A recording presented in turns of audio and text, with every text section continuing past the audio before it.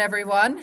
My name is Lori Gagan, and welcome to MainStreetMediaUtah.com. I am your host today on the Wellness Crusaders Talk Radio Show. I will be joined today by Dr. Richard Fleming, lead contributor to 10letters.org, which we'll be talking about later on our show. Dr. Fleming is the author of Is COVID-19 a Bioweapon? A must-have book for everyone to understand how and where the deadly disease known as COVID-19 got its start. Dr. Fleming is also the author of Stop Inflammation Now, which is back in 1994. He spoke at the American Heart Association where he introduced his theory on inflammothrombotic response, what we know as inflammation. His theory became part of the cardiology textbook in 1999. His newest book, which we will be talking about at the end of our show, is Are We the Next Endangered Species? Bioweapons, Eugenics, and More. And it will be released any day.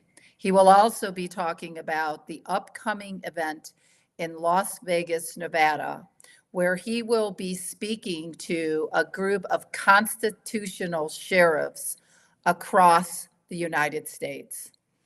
Dr. Fleming's research into SARS-CoV-2 began back in January of 2020, but his research into gain of function led him back to around 1999, when the U.S. Department of Health began funding research looking at infectious diseases. My husband, Jim Gagan, and I initially met Dr. Fleming at an event called Crimes Against Humanity Tour back in October of 2021, shortly after my brother, who got COVID, was murdered at a hospital in Idaho by not being able to receive the correct medication to stop the spread of the disease. Dr. Richard Fleming has spent years graciously giving his own time in order to educate the world on the knowledge he has about COVID. But before we get started, I just want to read the Wellness Crusaders mission statement. The Wellness Crusaders internet radio show weaves together the critical and often overlooked aspects of wellness, including the crucial role of soil health. This engaging series unveils a crucial truth that the health of our soil is deeply intertwined with nutrition, climate, and the sustenance for all life on Earth. For years, the rampant use of chemical farming methods has drastically depleted essential soil nutrients, leading to a decline in plant health and our overall well-being. These podcasts emphasize that nutrient-rich, high-quality food is the foundation of our mental, physical, emotional, and spiritual health. We address critical issues of our diets being deficient in essential nutrients, a problem increasingly linked to the rising mental and physical health challenges. The Wellness Crusaders not only highlight these issues, but also provide answers and solutions. Upholding the wisdom of Hippocrates, let food be thy medicine, and medicine be thy food. We are committed to empowering lives, inspiring wellness, and offering solutions. And we hope you will join our crusade. So the disclaimers of the show is that the listener understands that the role of a health coach is not to prescribe or assess micro and macronutrient levels, to provide healthcare, medical, or nutrition therapy services, or to diagnose, treat, or cure any disease, condition, or other physical or mental ailment of the human body. Rather, the coach is a mentor and a guide who has been trained in holistic health coaching to help clients positive, sustainable lifestyle changes. The listener understands that we are not acting in the capacity of a doctor, a licensed dietitian, a licensed nutritionist, a psychologist, or any other licensed or registered health professional, and that the advice given by the coach is not meant to take the place of advice given by these professionals. If the listener is under care of a healthcare professional or currently uses prescription medication, the client should discuss any dietary changes or potential dietary supplement use with his or her doctor and should never discontinue any prescription medication without first consulting his or her doctor. The listener also understands that the information mentioned in our talks should not be seen as medical or nursing advice and is not meant to take the place of seeing health care professionals. And now I would like to introduce Dr. Richard Fleming.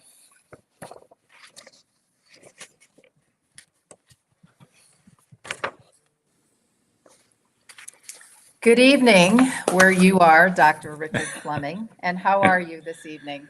I'm doing well, Lori. How are you? Oh, I am doing amazing today, and I'm once again honored to introduce you and our talk today.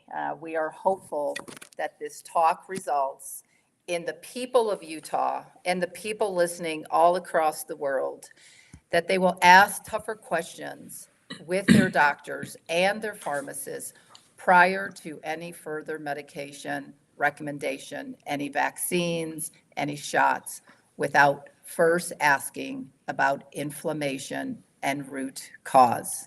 Food matters, so welcome.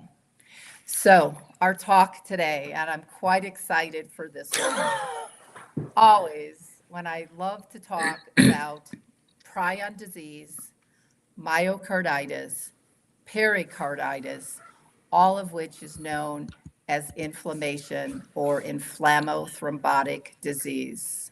So let's jump right in because I've got a whole list of questions to cover on the next 2 hours with you. So, can you explain to our listeners, which you are so well known for, what is inflammothrombotic disease? Well, inflammothrombotic disease is what happens inside your body when your body's protective mechanisms recognize something coming into the body having a potentially harmful effect. And it means that there will be inflammation or swelling. That's the result of many chemicals that are released and many types of cells in the body responding. And there will be thrombosis or blood clotting, which is the effort by the body to wall off an area to keep whatever is inside, and to keep nutrients from getting into that area so that what it has been walled off can't thrive and can't get out. Okay. So, what is cardiac amyloidosis? And does it matter when we're talking about myocarditis and pericarditis? Right. So, amyloidosis is a very specific abnormality that occurs in the heart that's due to abnormal proteins. And it is important because sometimes the drugs that you will give to somebody for treating a weakened heart, which people sometimes refer to as heart failure, although that's kind of a garbage can term. Some of those drugs or medications that are given to people actually have the exact opposite effect in patients who have amyloidosis. So, for example, a drug that's commonly used, digoxin or also lanoxin, is one of those. If you give that to somebody with amyloidosis, you can actually have some bad consequences. So, it's important to understand why the person has a cardiac or heart problem. And again, these are kind of garbage can terms, which a lot of things get thrown in. So, when we talk about myocarditis. There's three types of muscle in the body. There's skeletal muscle that moves us. There's smooth muscle, which is basically in our intestinal tract that allows the food to be passed through. And there's cardiac muscle. It's a very specific type of muscle, different from every other type of muscle in the body. If something irritates the heart, a virus, a bacteria, a toxin, there was an era of time back in the 60s and 70s where there was a beer that was made in Omaha, Nebraska, had too much of a chemical in it that everybody who drank that beer ended up with a weakened or inflamed heart. So Wow. those types of problems can happen because of things that are added to the food, or they can be due to an infection, or whether that infection is a virus or a bacteria or a fungus. A wide variety of things can do that. And then when we look at the heart and we say it's inflamed, as because everybody just wants to use inflammation, that itis, itis means inflammation. So you have appendicitis, it means your appendix is inflamed. You have myocarditis, it means your heart is inflamed. You have encephalitis, it means your brain is inflamed. Pericarditis means that the sac surrounding your heart is inflamed, but that's not the heart itself. That's the sac surrounding it. It doesn't tell you why, and it doesn't tell you exactly what to do. There are some basics that can be done, but to really know how to treat something, you need to know why you have the problem. And that's where we get into these, what may sound like overly sophisticated arguments or discussions, because they are critical. If you're not a nuclear cardiologist, so a cardiologist who's taken that additional training as I have for nuclear, you would not have a way to really determine if somebody has amyloidosis of the heart or a prion disease of the heart. There are some blood tests that can give an inference, but the way that this is done classically is with nuclear imaging. There are some very specific tests that can be done. There's one known as PYP, which is a pyrophosphate compound. You can do it with antimatter or PET, positron emission tomography imaging, comparing something known as FDG, which is 18-fluorodeoxyglucose, which is a type of radioactive compound. And you can see how these tracers are taken up and the areas of the heart that are actually involved. If you have too much fibrosis in the heart, you can have a restrictive problem. So it's restricting the heart from really working well. Or you can have problems where the heart is unable to just simply compensate with the muscle. So a lot of things in a garbage can term, if you will. And it's important that we focus on which one we're talking about and why you have the problem. Because as I started out with amyloidosis, if you don't know it's amyloidosis and you use conventional drugs, you may actually cause more harm to the patient than good. Can this be hereditary? So amyloidosis can be genetic. There are some blood tests that are done for this, and this is a very hot topic area in nuclear cardiology right now. It has been for more than a decade and a half, but in the last couple years, it's become fairly intensively studied, partially because there are some treatments that are being offered, partially because there's a new emphasis in being able to use these types of tests. But again, this is something that's been known about for a while. Okay, and I wanted to recap last month's talk with you. We talked also about pericarditis and myocarditis, and more specifically, we talked about an angiogram. And how it came across to me is, when you have cholesterol, bad cholesterol, LDL cholesterol, and that cholesterol is in the tissue, and an angiogram is not capable of seeing heart disease. Is that correct? Did I phrase that correctly? So what an angiogram does is it looks at the lumen, the opening of the artery, where the blood is flowing. Correct. Where the blood is flowing. The early disease that builds up in the tissue, as you say, which is the wall of the artery, which has its bad effect because if the wall of the artery is not diseased, it can relax and open up that blood flow area 5 to 6 times at peak flow as it does at rest or baseline. But once you start to build up material in that wall isn't as distensible or flexible, and it can't relax and dilate or enlarge as much as it should. Most of the time, that buildup, at least in the initial phases of it, will never show up on an angiogram because it's only when the buildup, and I guess I'll put my hands like this, pushes out on the wall and then the wall can't go any further, that it then starts to push inward where the blood is flowing. And that's what the angiogram sees. But the angiograms, they began really in the 1960s. And at that point in time, we didn't have that good of an understanding. You know, it wasn't 1994 is when I came out with the theory. 19 I want to say 1989 was when Glagov published his paper in the New England Journal of Medicine with all these people that had died from massive heart attacks, myocardial infarctions, and they had completely normal appearing arteries. And that's when we first started showing people, look in the wall, in the tissue, that's where this disease is building up and it's impairing the artery from working.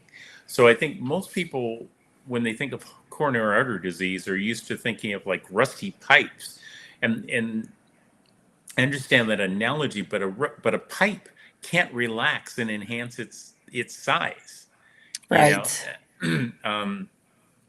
coronary arteries are the only arteries that in the human body or in any body that can do that. It's the only artery system that's able to do that. So not only is the heart a unique type of muscle, but the arteries that supply blood to the heart are unique types of arteries. And we may have talked about this before, but the equation that describes the ability of the artery to relax and increase its blood flow, the one that was done for dogs, which are different than people. The one that was done for dogs was developed by one of the men who trained me. I'm the man who wrote the equation for people. And that was based on 40% of the world data back when I was a cardiology fellow from 89 to 92. And then you published that data. You spoke about that at the American Heart Association back in 1994. Is that correct?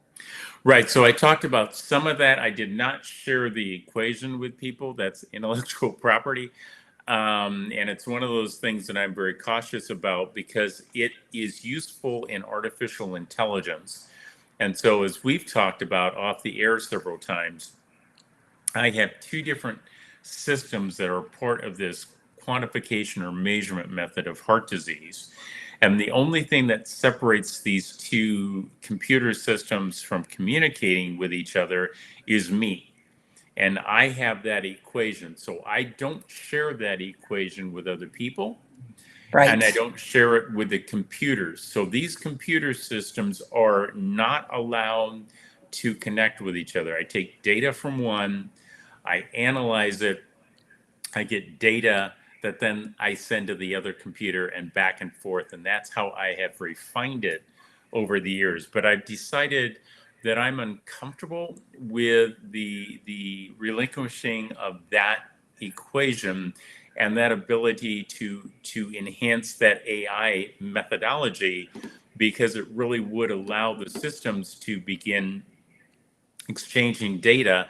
And then I have the problem as a scientist wondering, is the data correct? I mean, one of the comments that I noticed about people with chat, was it PT or Chat whatever, GPT. and the others, when people send me something from that and they see, it sounds just like you, or it sounds really fantastic. Here's the difference. None of you are asking the computer system to prove what it's saying. You're just saying it's a computer system, so it's got to be right. I, on the other hand, have to justify, I don't have to, but as a scientist, I do, the data, where it's coming from. So I find it fascinating that the human scientists, whether they're a scientist, physician like myself, or just a scientist or just a physician, we have to justify, we have to provide evidence. But on the chat systems, on the AIs, nobody's asking these computer systems to validate what they're saying. And I just find that fascinating that with everything going on, you'll hold a human to a higher standard than a computer and take the computer at its word. Yeah, I mean, you're really correct on that. So many people that I know are using Chat GPT, but you are right. They're not asking Chat GPT to prove it like a Right. real scientist has to prove it. So you mentioned environmental toxins as part of a cause of inflammothrombotic disease. Mhm. Would you say that these herbicides and pesticides and herbicides specifically for the active ingredient in Roundup known as glyphosate, one of the active ingredients, would you say that eating these type of herbicides that are being sprayed on our foods, our conventional foods, and sometimes they do have an overspray into the organic, it is better than the conventional. But would you say these environmental toxins that also contain heavy metals like aluminum and lead and cadmium and mercury, would you say that that also leads to heart issues like pericarditis, myocarditis, and inflammothrombotic disease? Well, let me preface that by stating that my brother died because he was exposed to pesticides. Wow. And it was a very questionable death. That was a lot of questions about how that happened, because he did not expose himself to that. And also let me say that as a JFK kid, again, I think I've mentioned this to you before. The first night that we had projects, they sent me home with a bottle of triple distilled mercury to make a mercury vapor lamp. And this was back in the dark ages before the internet, right? And I took that home in my parents' basement, and I came back with a working mercury vapor lamp the next morning. So, and I've probably been exposed to more radioactive isotopes than most people deserve, with about a half-life of a star.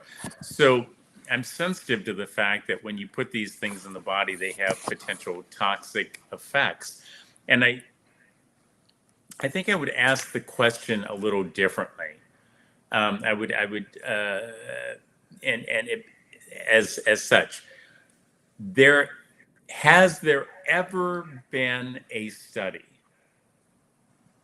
that shows that adding mercury or adding aluminum or adding cobalt or adding cesium or adding these organophosphates to food have improved human health?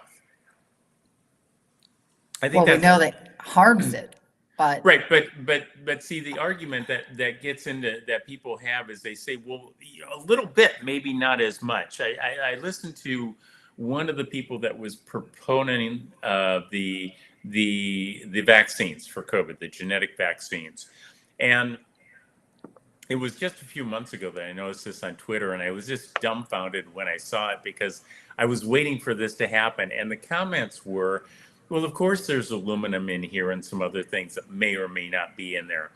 But the argument was, but it's just a little bit, right? right. And the comment was, there's just a little bit of all of this stuff in the food and everything we're eating, and we are. That's not an argument that it's okay.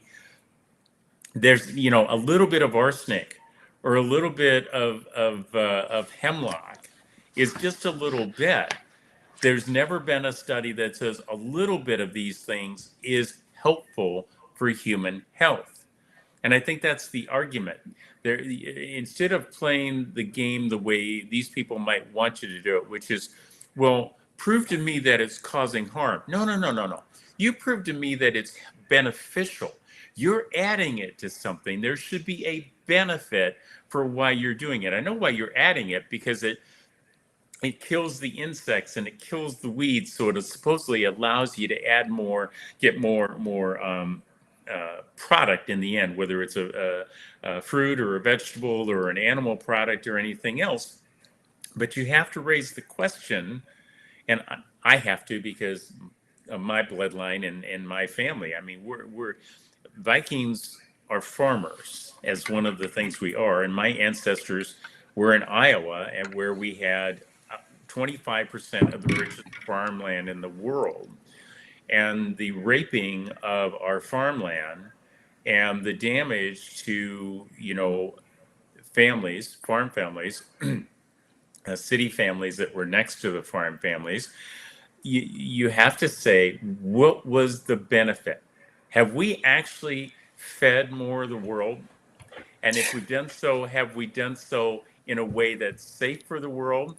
I mean, one of the comments I've made in the past is the things that we've added to our food has extended the shelf life of our food, but not us. Correct. It's like we're microdosing poison. And the sad thing is that so many people just don't even know. But thank you, and I'm sorry to hear about your brother. It's horrible. Did they do an autopsy in order to find out, like, on the pesticides? Because I know so many people are harmed by glyphosate, but how do you, I mean, besides for all the big lawsuits, the $2 billion lawsuit against Roundup and all that, I mean, So my brother was in the military, and his body was cremated before anything could be done. oh, I'm sorry to hear that. Oh, all right. I'm sorry. We'll move on from there. I don't want to leave you on that. No. On that. So if we go back to the cardiac amyloidosis, one more question that I have. Amyloidosis. Oh, didn't I not say that? Amyloidosis. You'll All get right. it. Yeah, Yeah. I got it. Okay. Does the spike protein, does that have anything to do with the onset of that? Yeah, that's the $64,000 question, right? As when I was growing up, now with inflation, it's more. Um, we know that there's evidence of the spike protein showing up in the heart. And the way that we know that is because you have to do a special type of staining with an antibody, and then you have horseradish peroxidase usually, which shows up brown on the tissue. So when you have that attached to the antibody and you then put it into the tissue, it will attach to the spike protein, and you can see these little brown specks. So we know it's there. We know that in the presence of spike protein, whether it's from the SARS-CoV-2 viruses, and we might as well just call them what they are, the biological viral weapons, that's what they are, or the genetic vaccines, which are not biological weapons, they are eugenics programs. And you'll get that more in the book and these lectures that I do. Those two pathways came together. So independent upon how that spike protein gets there, we know that it gears up the immune system. And when it gears up the immune system, your immune system produces an inflammatory thrombotic response.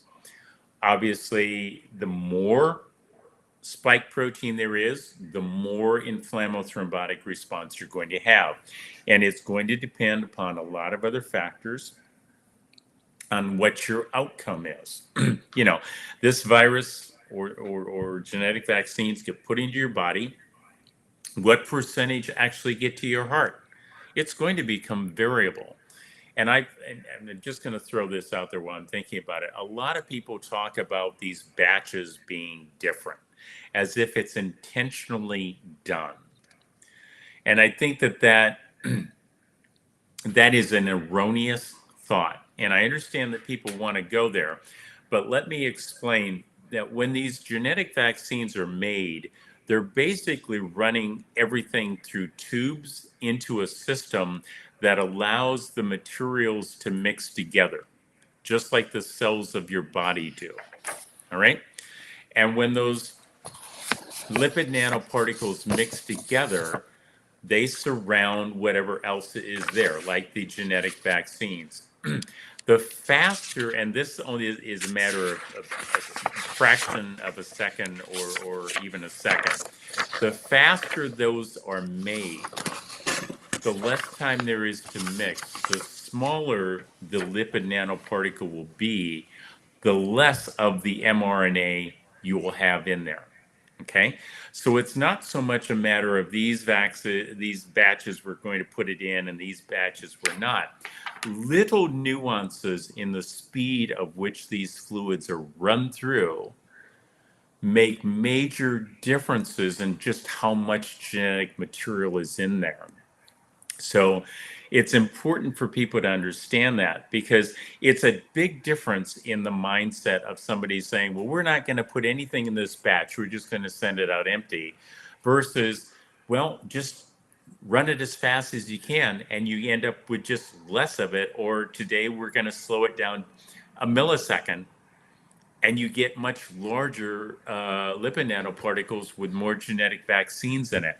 That type of scenario is what's going on. And these milliseconds result in significant differences in how big these lipid nanoparticles are, so how much genetic vaccine they carry inside each one. And hopefully that makes sense for people. And once you wrap your brain around that, you realize they're not playing with whether they're putting the genetic vaccines in. They're just so sloppy. And we've seen this with the genetic vaccines when we've looked at them under the microscope and we've seen the extraneous material. These people jumped into it really fast. There wasn't quality control like there should have been. There's extraneous material. There's minor fluxes in this processing, but this is not like putting together a car. This is something very, very small that the faster you run it, the smaller it is, the less of the genetic vaccine it has. And we're talking milliseconds in time. So you're basically, I mean, with that, with what you just said, on a bad day that Pfizer is adding more of it, and on a good day, maybe where Moderna is running it like it should be, the different pharmaceutical companies, the output of those batches, one could be bad on one day and one could be good on another day, and microdosing that, is that, so two different pharmaceutical companies having two different batches, one could be worse than the other. Well, yeah, so I wouldn't say one good, one bad. It's just a matter of how much of the never genetic good. vaccine is getting inside there, okay?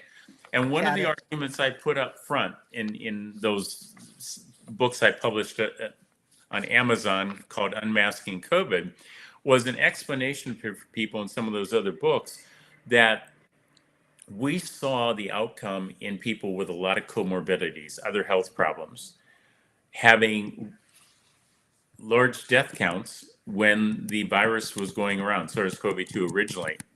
And then I warned early on back in 2020, I said, when we should not be vaccinating healthy people or military or children, because what we were now doing was we were taking people without comorbidities and healthy immune systems, and we were saying, react. We're going to inject you, react.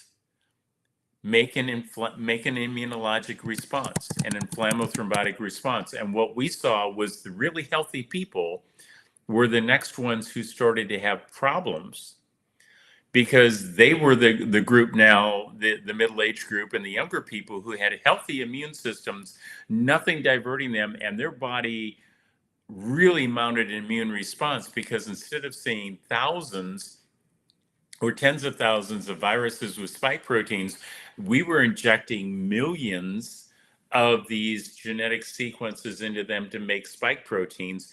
And they responded like a healthy human being should. They built massive inflammothrombotic responses here.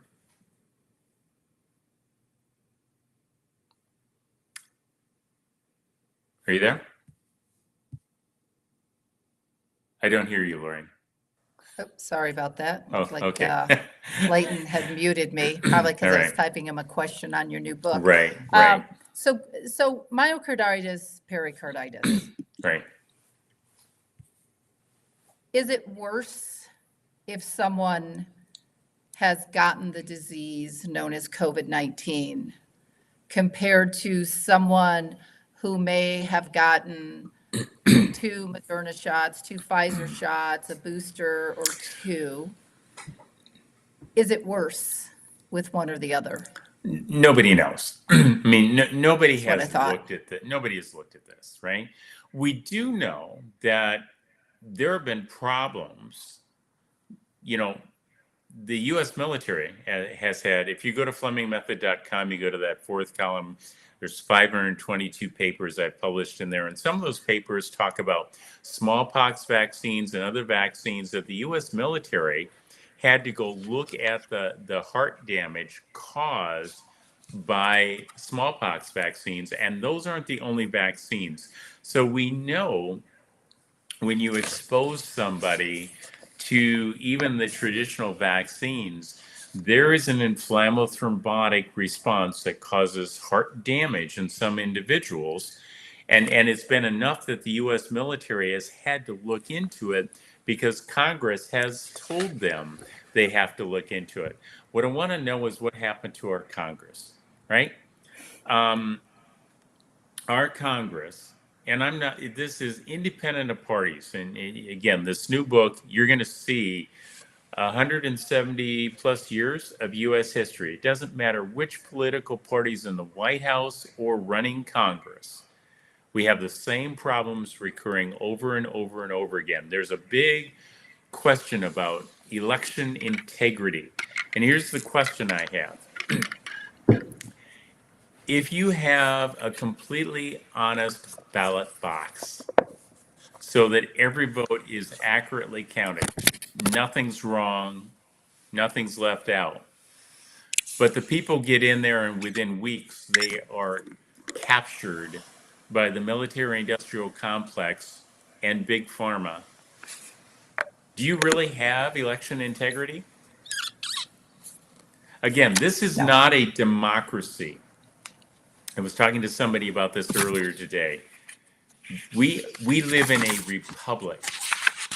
We live in a country where we elect people to go talk for us, act on our behalf, and supposedly protect us. Within weeks, we have seen in most elections, even the best intentioned, other than Mr. Smith goes to Washington, I am hard pressed to find an elected official who has gone in there who has not somehow been capitalized. Okay? And I would argue, and I know we're probably getting off the topic here, I would argue that former President Trump has some explaining to do because he pushed forward Operation Warp Speed at, at a dangerous rate. Now, I know he wanted to come up with an answer, but I think it is behooving of him to say, ladies and gentlemen, he wasn't a scientist. He depended upon the scientist. He might have gotten some bad input. I think I would argue that he should quit worrying about people voting for him because he did Operation Warp Speed and come forward and say, you know what? I was trying to do the right thing. I was depending upon people. I might have gotten bad advice. I think we need to do the right thing to protect people. I think we need to go after things aggressively when there's a health threat or a public threat. But we also have to be aware that not everybody who is in the scientific sector was working on behalf of the people or the president of the United States. Yeah, I think he should come out and say he was duped, you know, Dr. Fauci. I mean, all the lies that were told and from everybody else. So I definitely have to concur with you there. But let's talk about the point of entry for a virus. There's the ACE2 receptors, which so many people know about right now. But what are the other entry points on how this virus enters the human body? So, are you talking about SARS-CoV-2? Because not every Correct. virus uses the ACE2 receptor. That's Yeah, no, just a property of this. SARS-CoV-2. Okay, so SARS-CoV-2 is a much more complex approach, which is the first thing that this virus does is it has a glycoprotein 120 component, which is HIV. That's part of HIV. It's not all of HIV. You know, it's kind of like saying you put the same tires on a different car. The second car doesn't now become the first car just because you move the tires over, right? So the tires got moved over, the glycoprotein 120, all right? And that's the attachment site. It swings into what's known as the NER5AC receptor.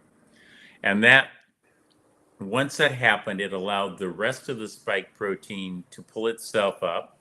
And if you actually watch it, there are some very well done animations of this and some evidence that shows some flexibility of that spike protein, almost a hinged component of it.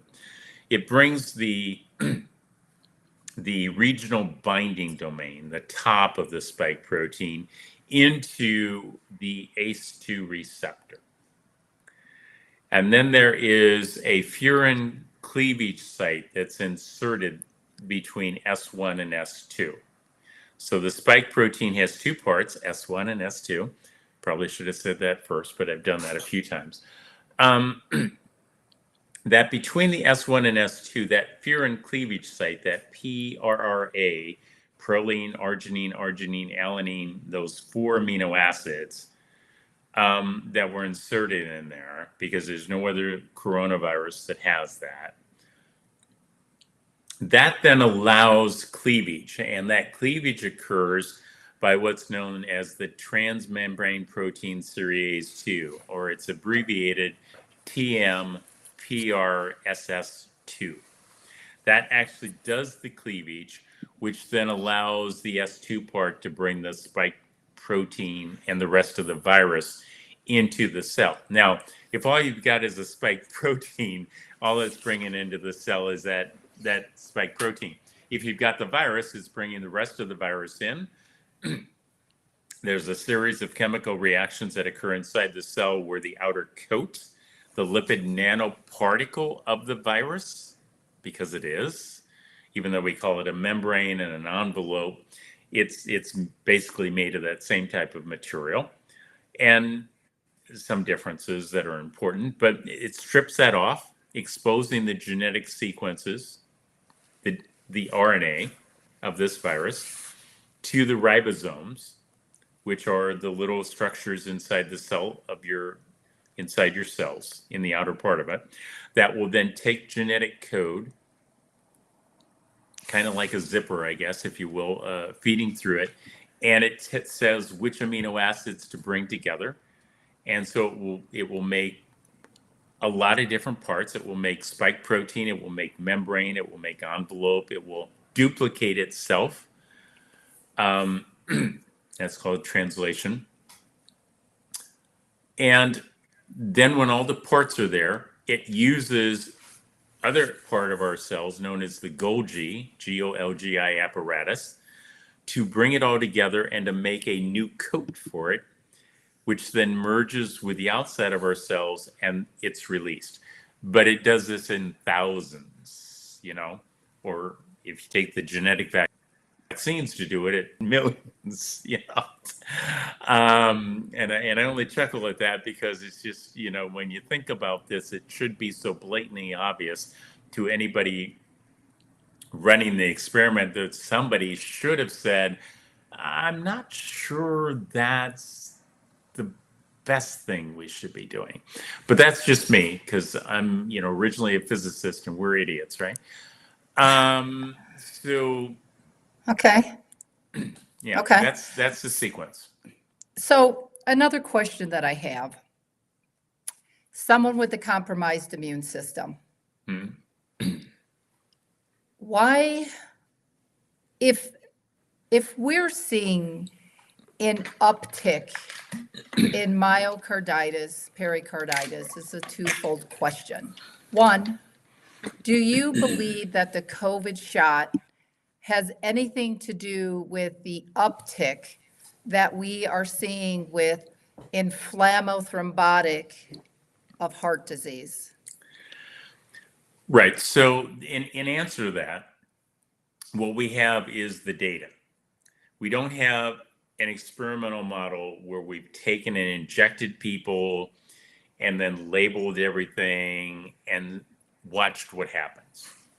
So what we have is, what are the sequence of events that occur, right?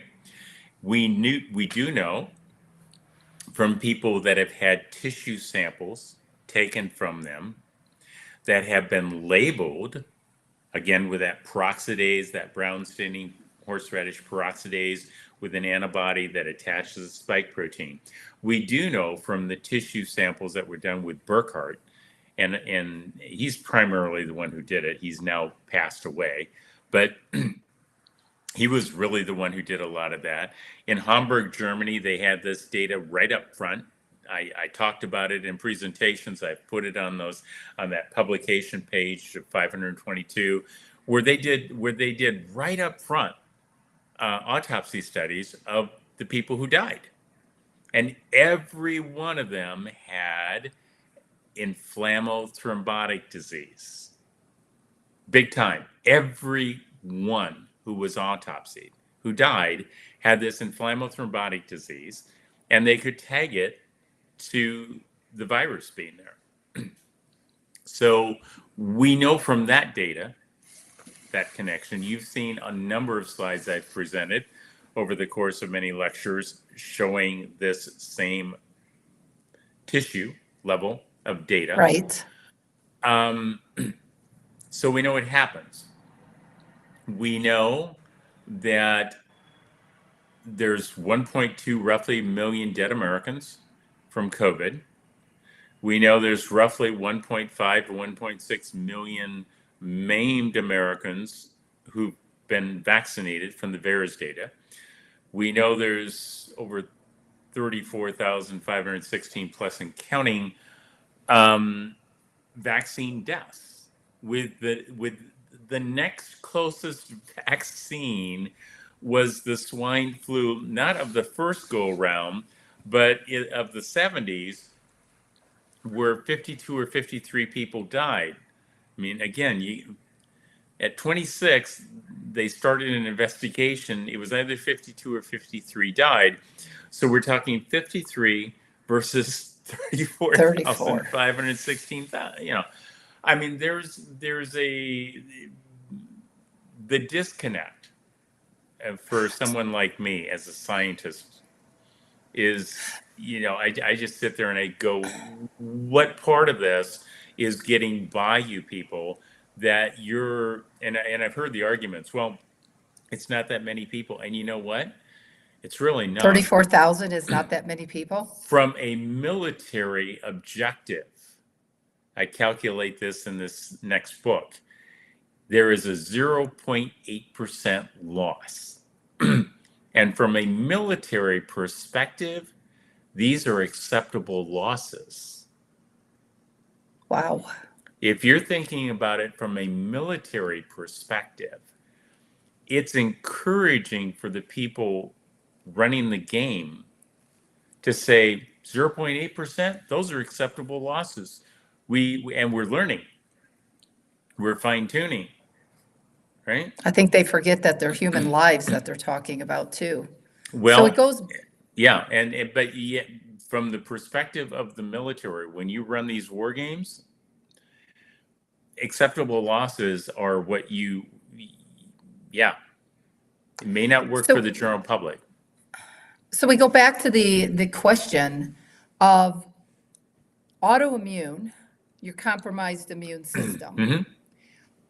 Why aren't the doctors, these doctors, not all of them, but why aren't these doctors and the pharmacists?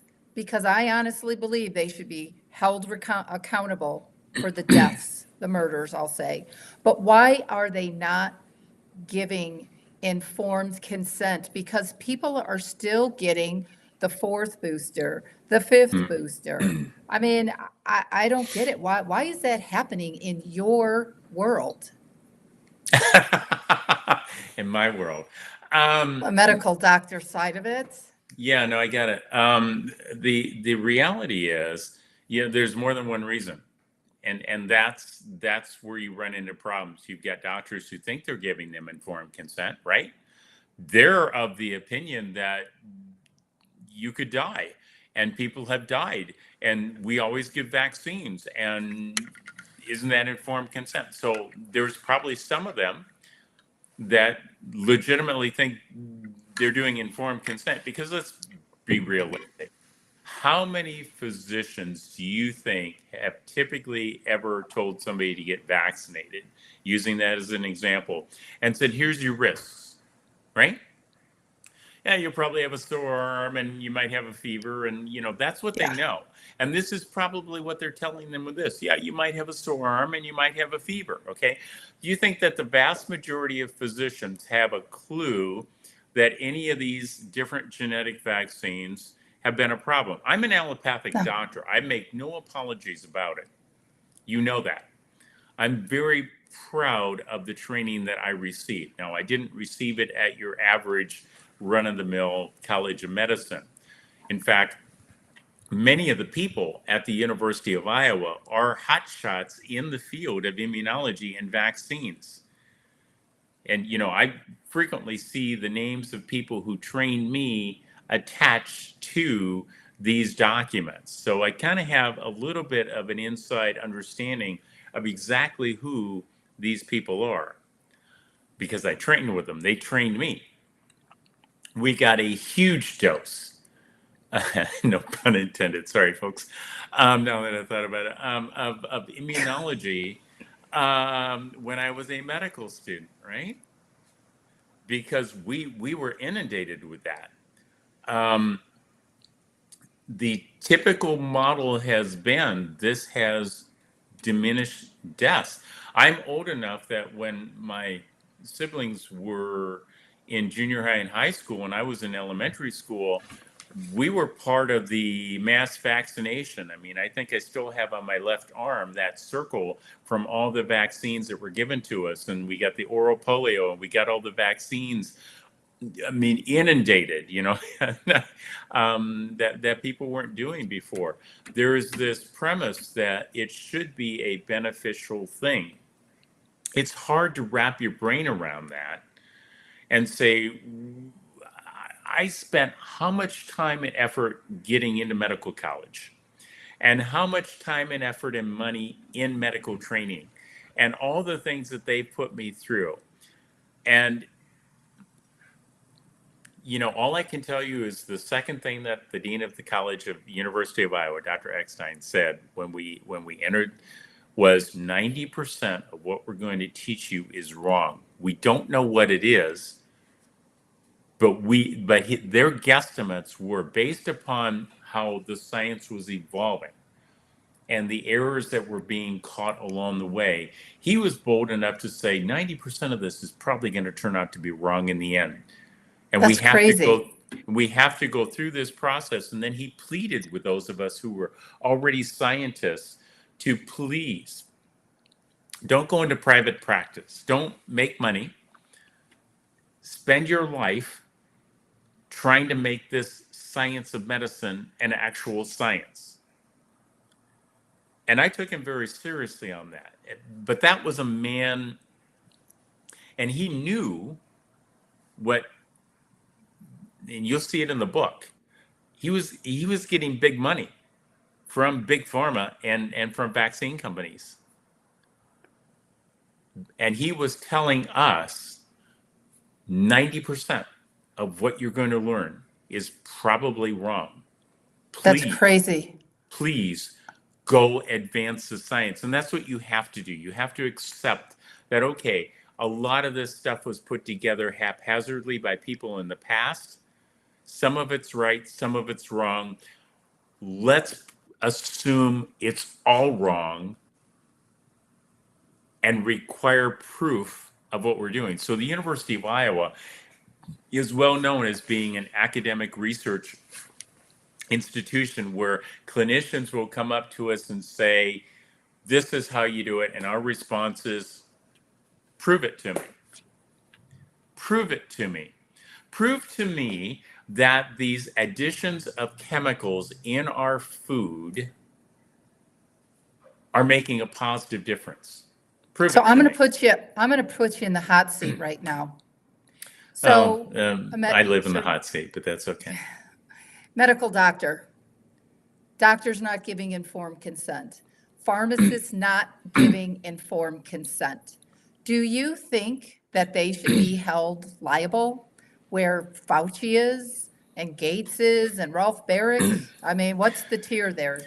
Do you So think they should be held liable? the reality is the ones that we're with 10letters.org going after are the people that we know that were criminally responsible for the gain of function biological viral weapons.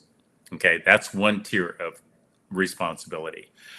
The question is, why did the doctors, why did the pharmacists behave the way they did?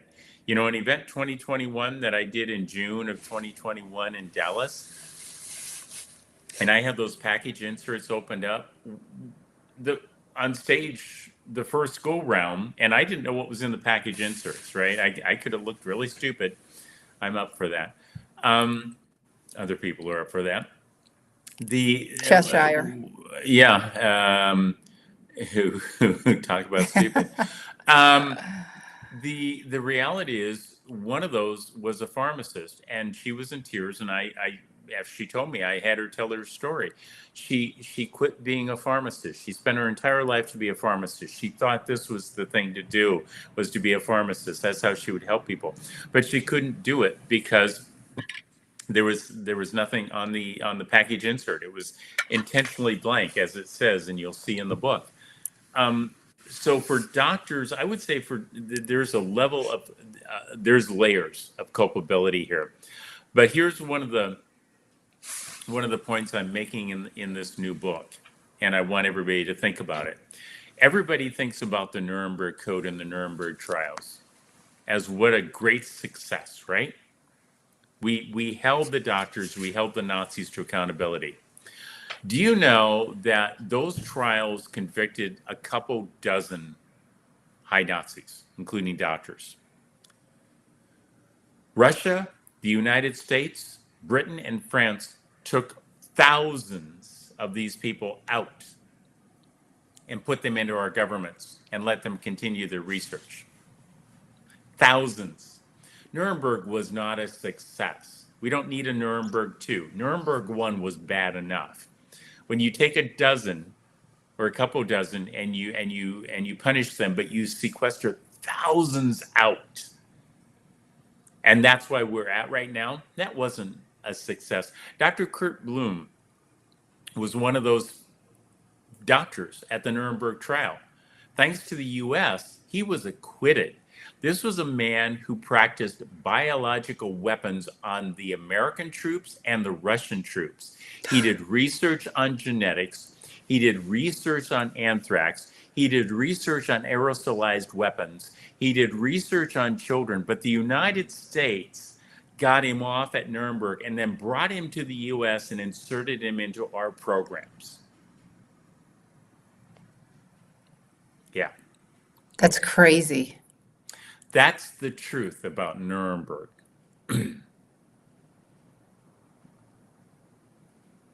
Wow. All right. Before we switch over to prion disease, and so much for the Hippocratic Oath on some of these doctors, first do no harm. Look, so let me answer your question. If there are doctors that knew that they were doing harm, by doing this, they should be held criminally accountable.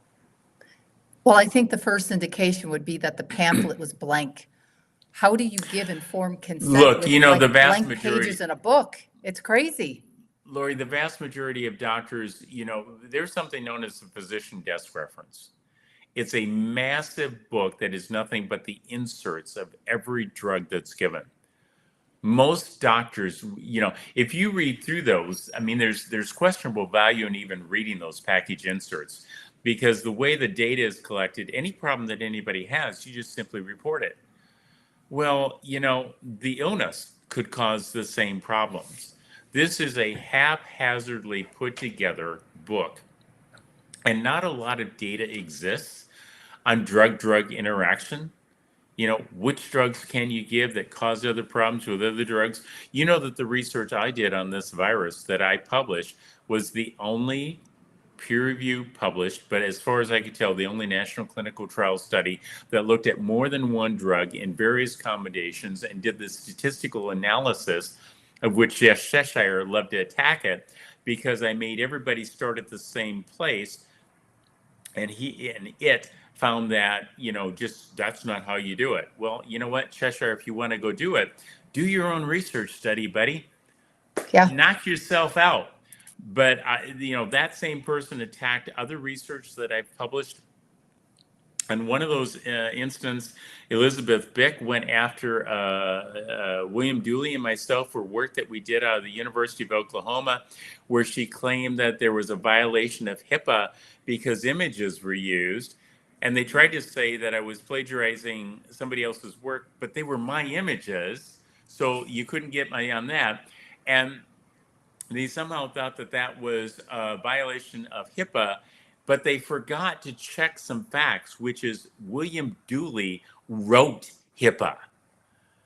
And so what I got to see in the backstory that we never shared with anybody were all the university emails from where they were just shaking their heads. And so Elizabeth Bick is well known for the fact that she was the science person in charge of uBiome. And we all know what happened to uBiome. The head ended up in prison, but Elizabeth Bick got to scamper off into the dark because that's just what she does. And this little consortium of people between Cheshire and Bick and Epstein and Ivan Oransky, who's a psychiatrist who didn't get past his internship year because they didn't ask him to come back, who's never practiced as a physician, and his wife, who's a CNN producer, all of that little cluster of people have done nothing but try to raise questions about research they don't like. And my answer is that if you don't like it, go do your own research and find out what the answers are, and then come out with an intelligent response instead of trying to muck around with everybody's work and then go after people. I mean, there are people I don't like on Twitter that they have gone after their work, and in my gut instinct, because I don't like them, is to say, yeah, go after them. My gut instinct is, if these people go after you, if Cheshire and Bick and Oransky and these other people go after you, you're probably doing all right. There you And go. what they do is they have done the exact opposite. They flip the scales. So I look at their attacks and they go, you know what? I may not have liked the people they're attacking, but because it's these folks doing the attacking, they get carte blanche for I suddenly allow these people to get through, because it's like, well, you know what? I'm so tired of these twits, on Twitter, attacking people, that they have lost any credibility in my eyes. I agree with you on that. And that was well put. So let's just say now someone's got heart inflammation, inflammothrombotic, and now they're ready to become proactive. They want to get it together. Are there any tests that they should be doing now that they understand and they've been exposed to the truth of what has happened with the mRNA vaccine? Yeah, so the question is how much of their heart function is impaired, right? And Right. and What tests do they why? go out? And Blood why? tests? Right. Yes. So one of the questions is, do they have amyloidosis? Do they have prion disease? And frankly, they're going to have either a PYP or a FDG study done, nuclear imaging study to look for that. If that's excluded, then we know it's not a prion effect. It's the remainder of the inflammothrombotic response, which, by the way, part of the effect of the prion disease, in addition to the malfolding of proteins, is it too causes an inflammothrombotic response because it's not supposed to be there. So the question, you just want to make sure that you know what you're dealing with. Am I dealing with a pryogenic problem or an inflammothrombotic response or both, right? So you have to get the information about prion disease. You don't get to just kind of look at them and go, well, I'm just going to treat them by whatever, right? Because that's a criticism. I would argue that the doctors that are doing that without the evidence of what they're doing, there's culpability there too. So that's one thing, the amyloidosis. The other is, what's the heart function, right? And this is important because you want to understand how bad of a problem it is. One of the papers that I published, that I was asked to do with a drug combination known as phentermine, phentermine, which were weight loss drugs, I because remember doctors were that. just putting people on that. So I got involved with it because this woman came into me in my clinic in Omaha and wanted to know, she'd taken these drugs, and she wanted to know if she could sue the companies and or the doctor doing it. So I said, well, let's figure out what's going on here. So we did the test, including an echocardiogram. Bounced sound waves off the heart, but we did a full echocardiogram, not these abbreviated ones. And I looked at her afterwards and I said, A, I'm sorry you took the drug combination. B, I'm glad you're here. C, there's no evidence of heart or valve damage to you. And she said, really? That's strange, because I went to another place that I won't mention, and they said there was. Now, on their echo reports, they stamped everybody who was a fen-phen patient with a big red stamp that said fen-phen. So they were looking for a problem. I said, I don't see it. So she thanked me, left the office, and a couple of days later, I got a call from Jerry Alexander, who's one of the national attorneys that was known for the fen-phen case. And he said, nobody's ever been like this before, honest with the patient. Would I do a study with him? I said, well, if first off, he wanted to know if he could send patients, have them tested. I said, I would do that if we do a study and if we publish the results, right? So we did the study. Two things happened in the study. One, the amount of damage to the heart and the valves was greater than Mayo Clinic had been reporting. So yay, more money for the attorneys going after big pharma, right? But that's not medicine. Medicine is figure out the problem, treat the problem. So I put people on medications for heart failure. And other than lipids, cholesterol and that, which I was known for with American Heart when I started my fellowship, the first thing I got known as a cardiologist for was heart failure, because I was involved with the research that was going on with phosphodiesterase inhibitors. And I actually wrote a textbook chapter as a first-year cardiology fellow, sorting it out for other doctors. So I started these patients on treatment. And guess what? The patients got better. Because, if you treat the patient, they might actually get better.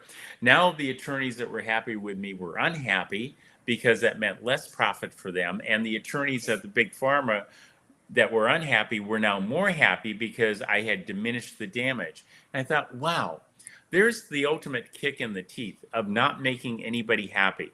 You see the patient, you figure out the problem, there's more problem than there was, but doctor, golly gee, if we use the drugs that are available, we could actually make, I don't know, the patient feel better, which I kind of thought was the goal here, right?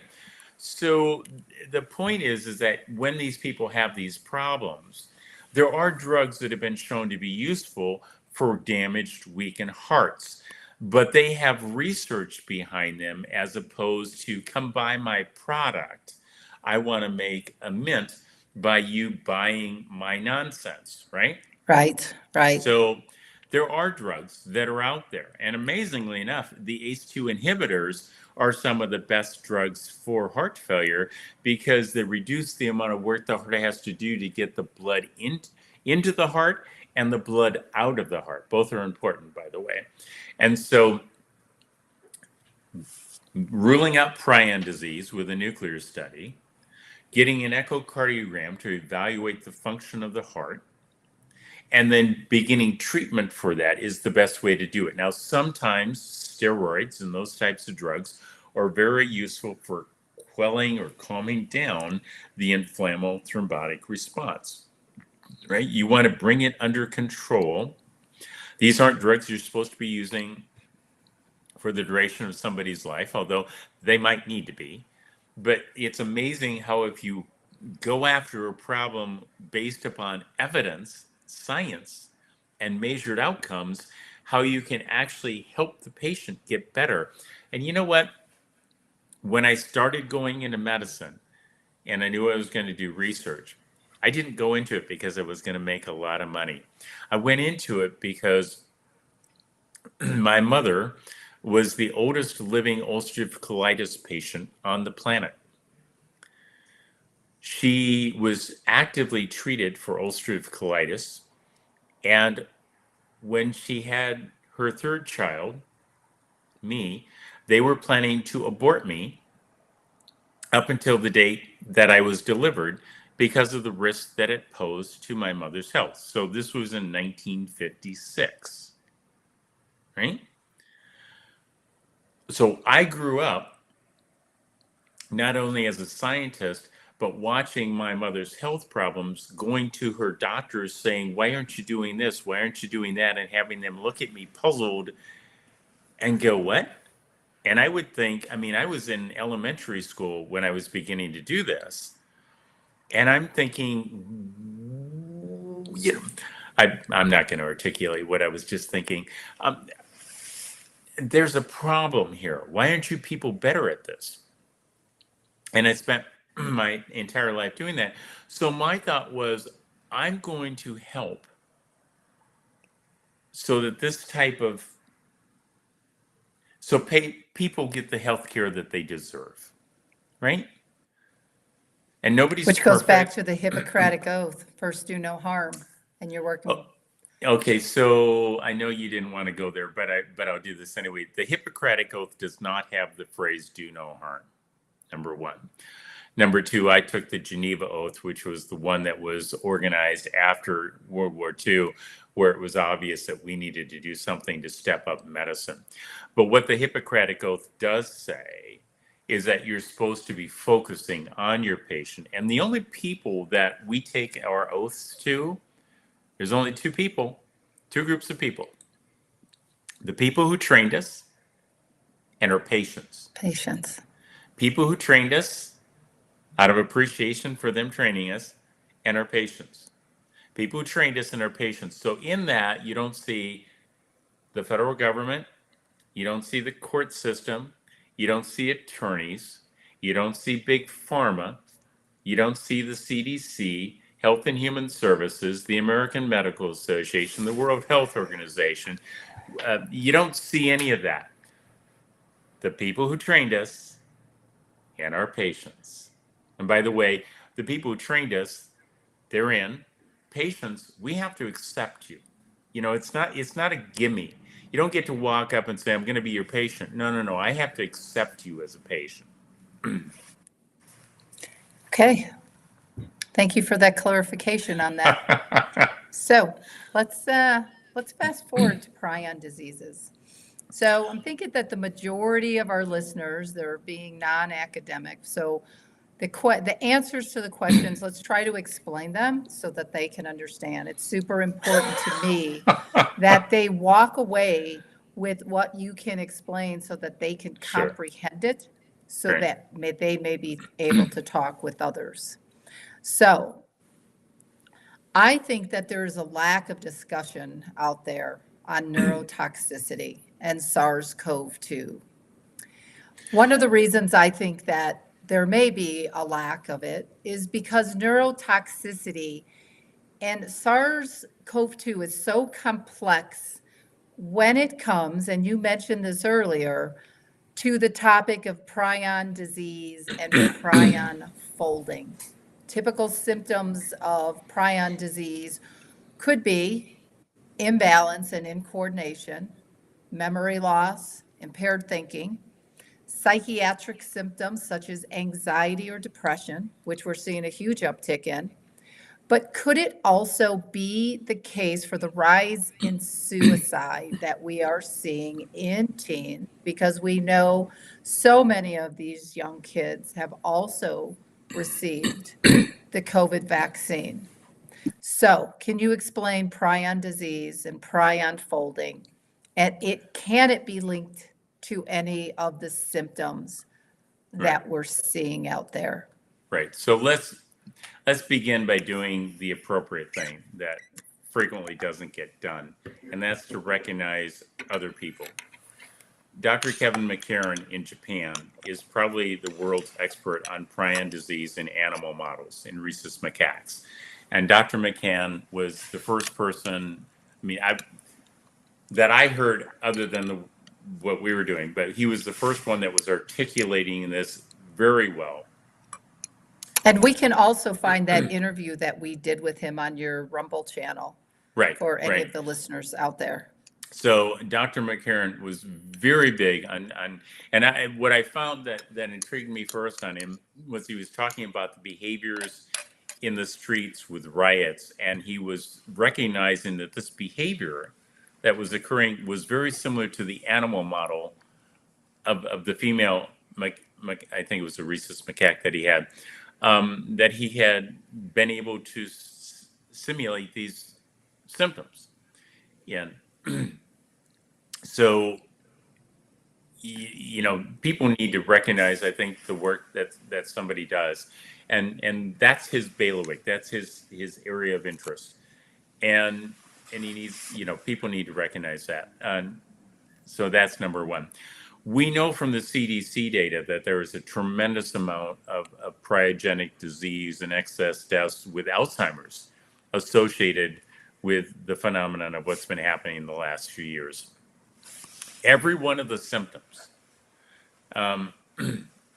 that is occurring are consistent with prion disease that's occurring in different areas of the brain.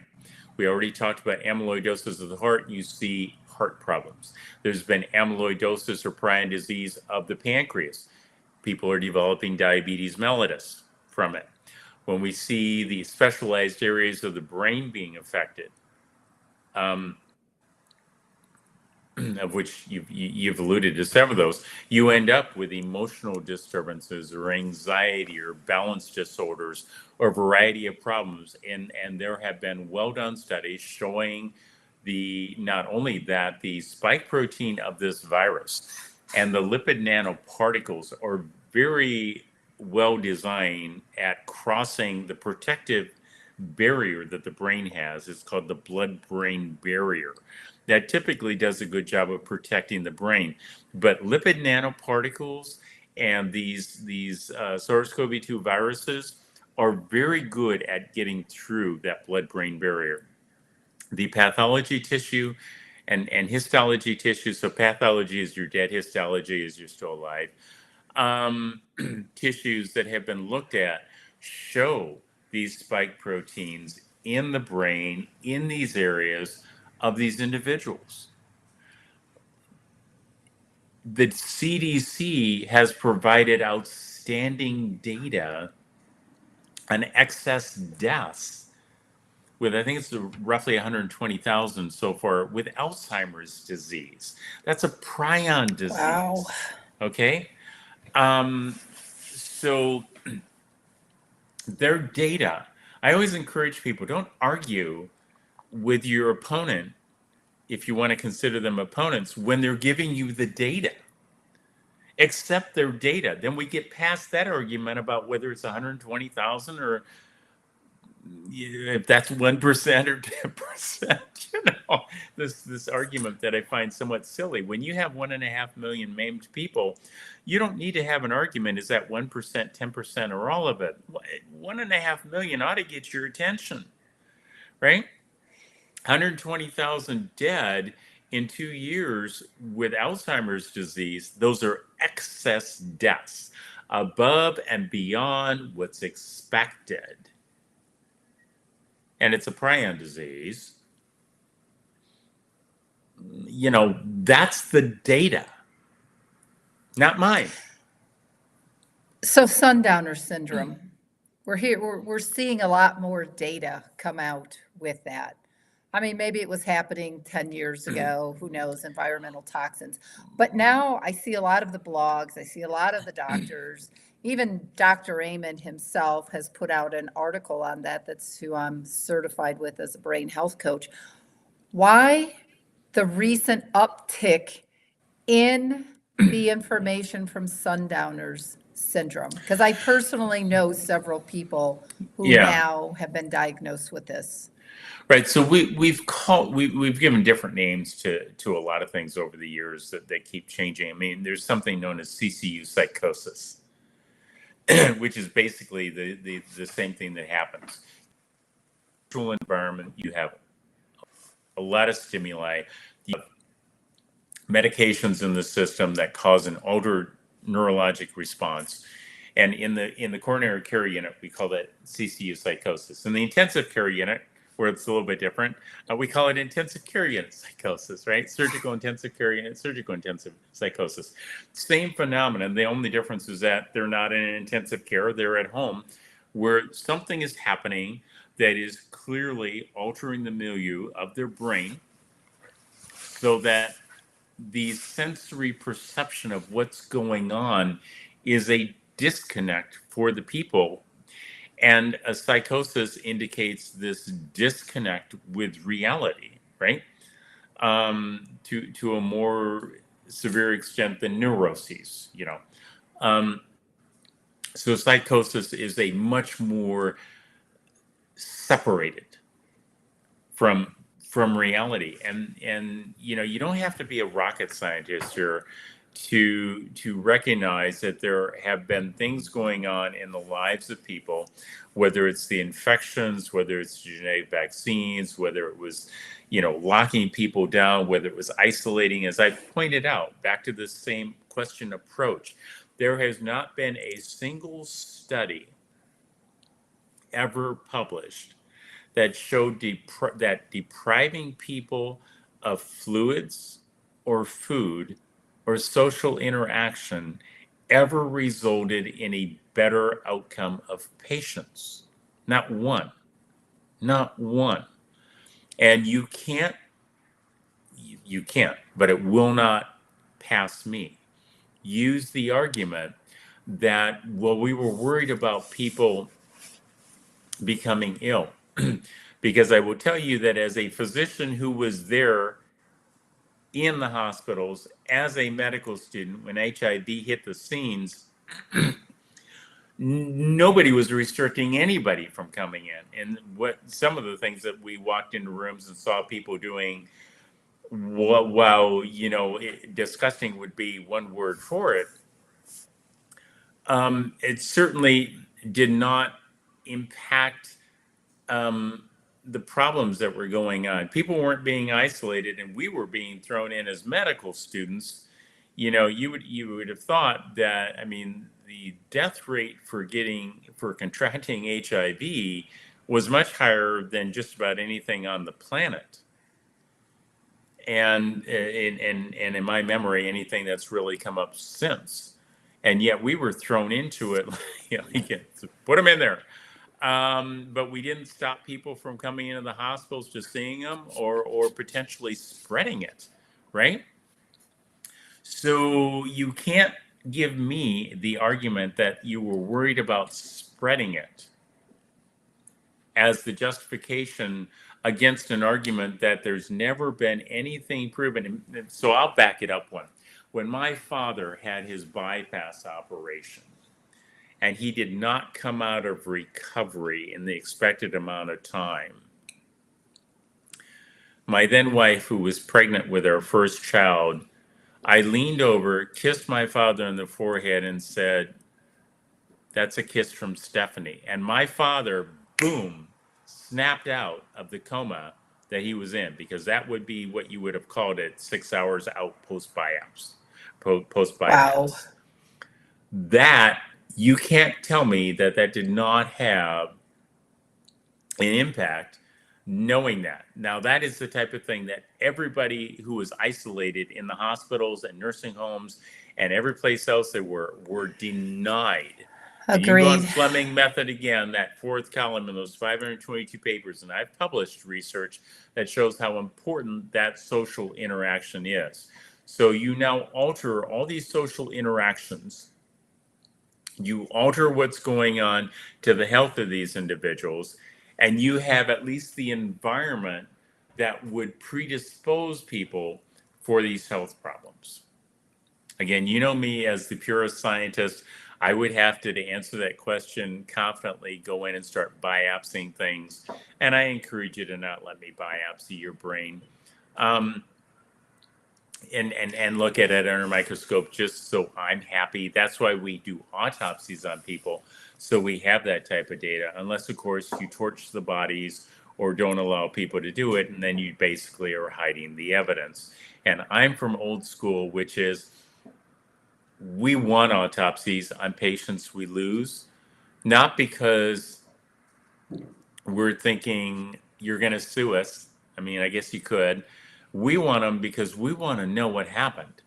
Because the next time we see it, we want to say, I saw this before, and this is what happened, and I now we're going to treat it like this. That's what we're thinking. That's what real scientists, real physicians think when we say we want an autopsy. It's not that we're, it's the attorneys. There's my other hat, that are thinking we're going to sue you or get money out of you. Stupid me.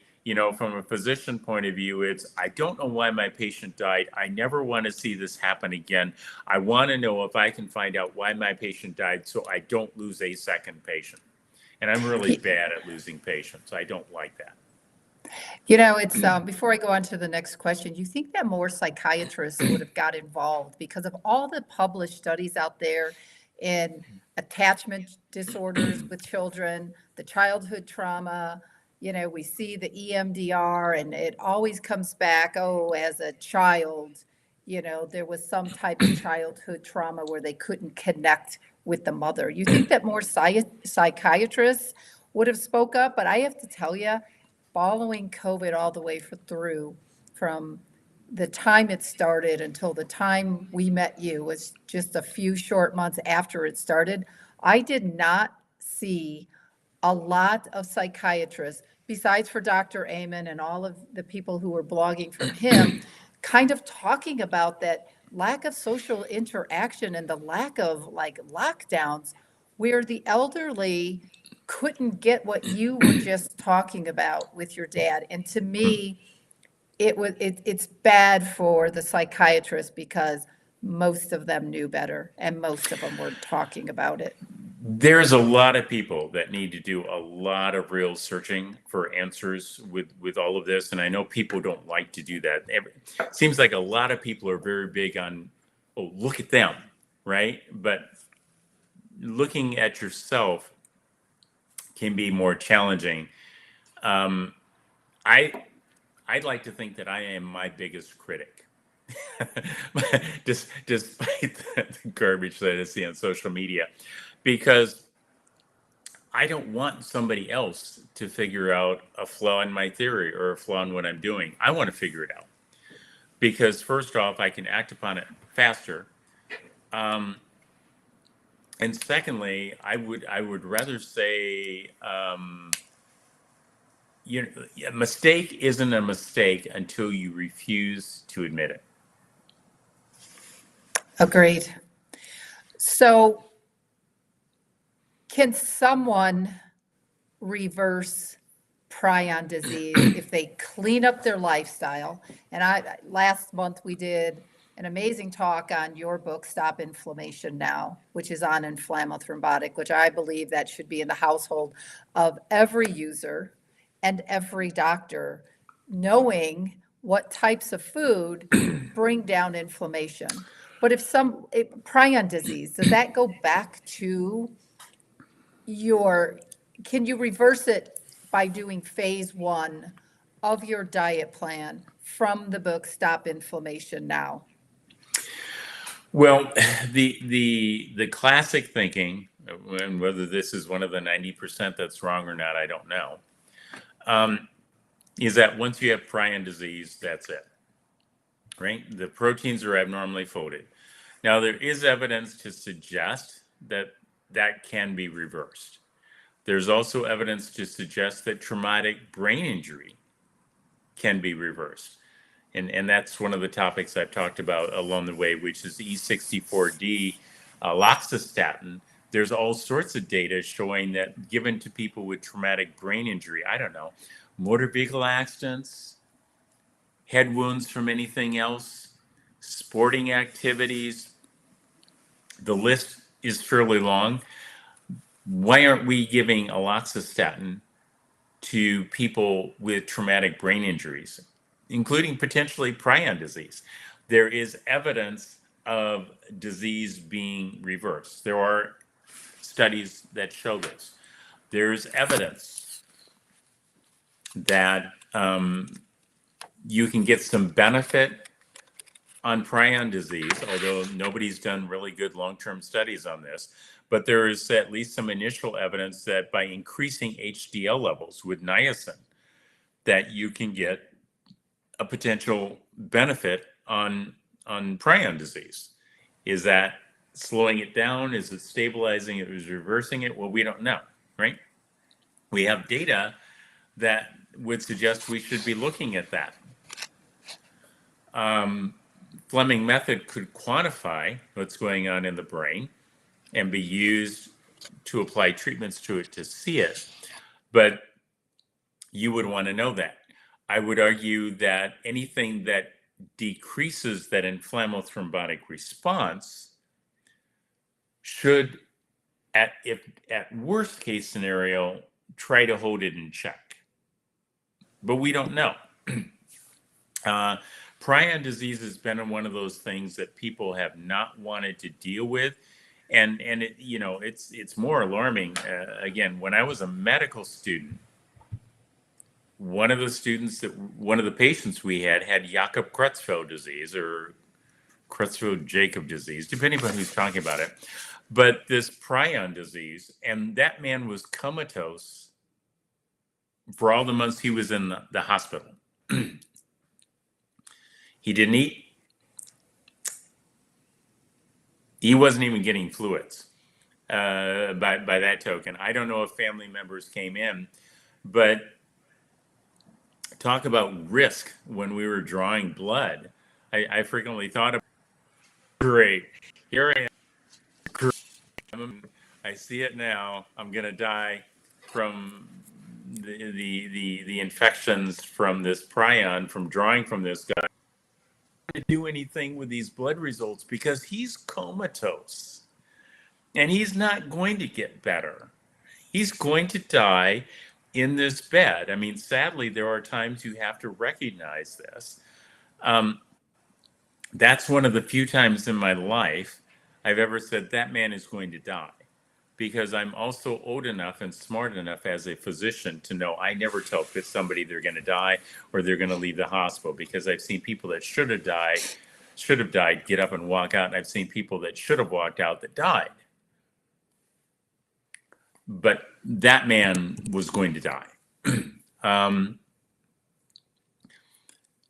Most people are comatose in a hospital bed, right? So you could take the perspective that the conventional thinking is you can't undo it. But then with all this other studies, all these other research projects going on that show benefit to Alzheimer's diseases and other priogenic diseases, I would argue that you must take the perspective that there are things that you can do to mitigate it. And who knows whether you can reverse it or not. But it's back to that amyloidosis of the heart. Everybody who came in for that study on fen-phen, the attitude was just get the study, show the damage, and that's it. But I took the perspective of, well, maybe we should treat it like we treat other people with heart failure and see if we can get a benefit. Well, maybe we should treat these people with the same approach that we treat other people, but let's do it with drugs that are proven, not drugs that somebody says, well, I think this works. Well, you know what?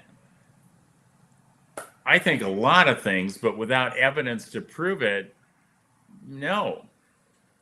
That was If good. you think it works, go get the evidence to prove it and do your job, because our job isn't to guess. If if you wanted to go to somebody that was guessing, you'd go to your neighbor or your aunt or your grandparents or whoever, you name it, fill in the blank. But when you go to your doctor, you think you're going to someone, and I don't care which doctor they are.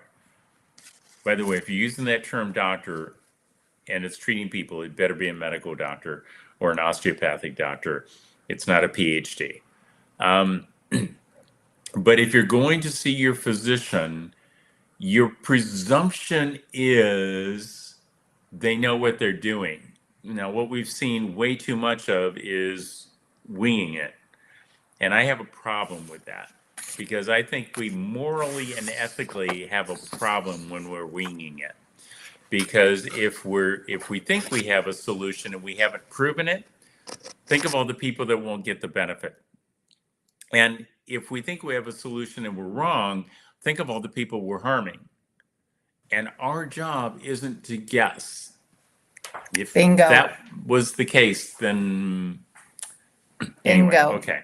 So if there's anybody out there that has any questions for Dr. Richard Fleming as we discuss pericarditis, myocarditis, and prion disease, could it be related to the spike protein? The call-in number is 385-899-2134. So Dr. Fleming, let me ask, we were talking about neurological diseases. Have you seen any of the VAERS data that would show that Pfizer, Moderna, J&J knew that these vaccines, it could result in neurological impairment diseases? Well, I think all you have to do is go to the emergency use authorization documents, right? I mean, so number 2, 3, and 51 on that fourth column, which is Pfizer, Moderna, and Janssen, which shows how many times I've repeated these numbers. And those are the EUA documents presented to the FDA. What you will not see in those documents is any measured immune response. You won't find interferon levels. You won't see tissue necrosis factor levels. You won't see IgA antibody levels. You won't see any of that. It's not there. But the EUAs are filled with potential problems, including neurologic, right? So the EUA documents themselves tell you that all three of these genetic vaccines were associated with enough concern that they listed neurologic disease there, right? Including Bell's palsy as, seventh cranial nerve palsy, paralysis, one of the classic ones that was in there.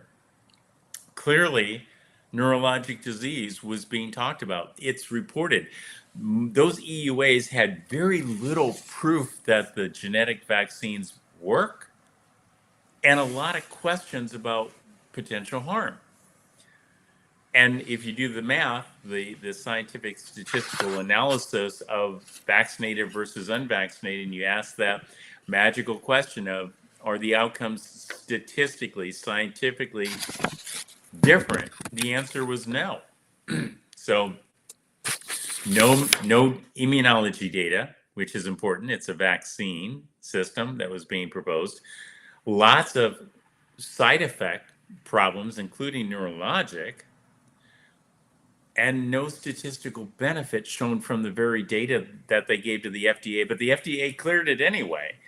So, you know, I'm sorry. It's time to rehaul the FDA. I agree with you on that. So let's talk about a couple prevention strategies. And for me, I want to talk about Well, I was vi- thinking about the Mars flight. I was thinking because as originally an astronaut, I was thinking that I would sign up for that because the Artemis mission to Mars sounds exciting to me. And that would get me away oh, it could be a one-way mission, from, oh, however. well, everything is sooner or later. Yeah, well, you're not done here on the earth. So let's talk No, let's talk vitamin C. It's a thank you. powerful antioxidant. Your body does not make it. Vitamin C can act as a free radical scavenger.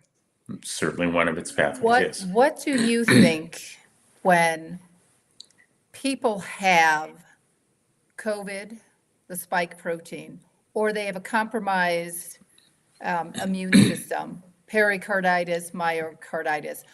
Where does vitamin C fit in the picture of a preventative strategy? Uh, so it depends on how you use that term preventative. Um, my perspective is not to give anybody something for the purpose of prevention from that point of view, because anything that you give to somebody, if they don't have the problem, the only thing you can see is side effects. Okay, number one. It's once you start to have an issue that you then say, now we treat. All right. I'm not a big prevention as far as I'm concerned is what you do, the foods you eat, the air you breathe, the water you drink, physical conditioning, all of that stuff, right? That's putting your body into the best mix that it can be to deal with health problems. Is there a role for vitamin C up front for that? There is, but not in the massive doses that you would want to use once you have an immune compromise or an infection. Okay? Those are two different issues. So, in the work that we originally did, we had 2 grams a day of vitamin C, right? And we had a variety of other compounds. I've given it to you. Dragon Glass, which was a formulation that I had put together that was basically, you're in a bad situation, you're going to be exposed, you have health concerns, for example, coronary artery disease, and you're trying to reverse it. Here's the fundamental foundation upon which to build, right? Okay. And you've seen me present at conferences data, for example, on cancer and the combined use of standard treatments for different types of cancers when coupled with higher doses of vitamin C and the augmentation or the benefit that those two things together had, right? So, one of the nice things about vitamin C is that it is water soluble.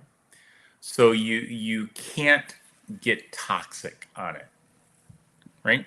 Right. You when you exceed what's called tubular maximum threshold for the kidneys, the blood levels higher than what the kidneys say keep it in there. It simply dumps it out. So unlike the fat soluble vitamins, which are A, K, E, and D, which can build up in fat, brain, heart, liver, kidneys, spleen, those things, where we've seen bad consequences. You can get too many of those, too much of those for fat soluble vitamins, right? A, K, E, and D. You can get too much. They can become toxic. You can have neurologic problems. You can have vision problems. You have a lot of problems. We know that because we've seen this over many decades. And it led to the government then getting involved in areas that I'm not certain it should be involved. But when people do things that are harmful, you just encourage politicians to do things, right?